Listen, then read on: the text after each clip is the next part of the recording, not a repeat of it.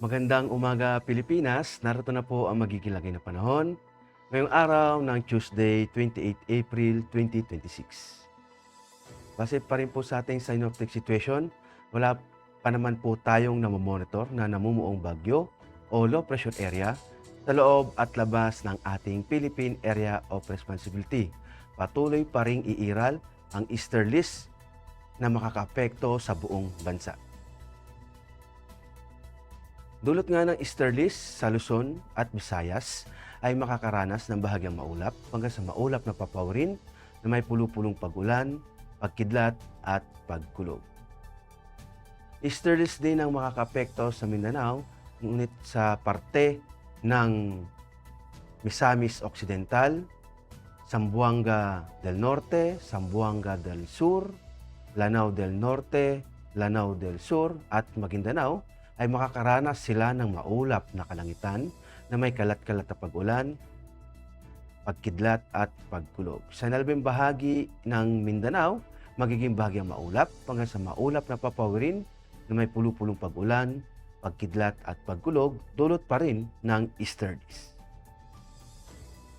At para naman sa flight level wind chart, makikita natin dito sa 925 hectopascal at 850 hectopascal, nagmumula ang hangin sa may silangan na mag-range ang lakas ng hangin simula 36 kilometers per hour hanggang 54 kilometers per hour. At pagdating naman dito sa 700 hectopascal, makikita natin dito sa may silangang bahagi ng Luzon ay mayroong isang circulation na anticyclonic na posibleng makaranas dito ng maaliwalas na maganda ang panahon at yung daloy ng hangin, mag-ingat lamang sa mga close isobars na posibleng magdulot ng mga gusty winds na aabot ng hanggang 54 kilometers per hour. Sa Visayas at Mindanao, ang lakas ng hangin ay aabot ng 36 to 54 kilometers per hour. At pagdating naman dito sa 500 hectopascal, makikita natin na nangmumula ang hangin sa may Luzon, sa Kanluran, at ang lakas ng hangin niya ay aabot ng 36 to 54 kilometers per hour. At pagdating naman dito sa Visayas at Mindanao, aabot ang hangin sa 18 to 36 kilometers per hour. At para naman sa impact to flight operation, dulot nga ng easterlies sa Metro Manila, Lanao del Norte, Lanao del Sur, Maguindanao, Zamboanga del Norte, Zamboanga del Sur, Misamis Occidental at sa labing bahagi ng bansa.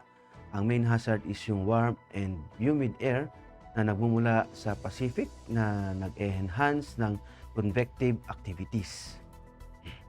Ang impact nito sa rotary ay localized thunderstorms at light turbulence na makakapekto sa operations lalong-lalo na sa inland during afternoon. Sa fixed wing naman, generally fair weather, possible isolated na mga sea-breeze clouds causing short-term delays or turbulence.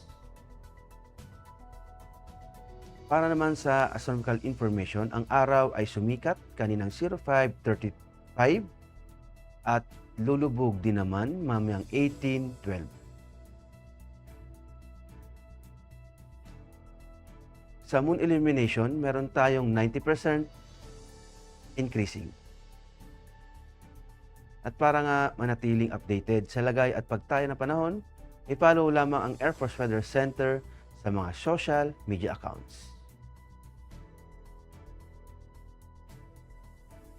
Sa ngalan ng aming commanding officer na si Colonel Alvin Jan Hugador, PAF JSC, ako po sa Technical Sergeant Brian Benedict P. Arcilia, Weather Broadcaster ng Air Force Weather Center. Maraming salamat po.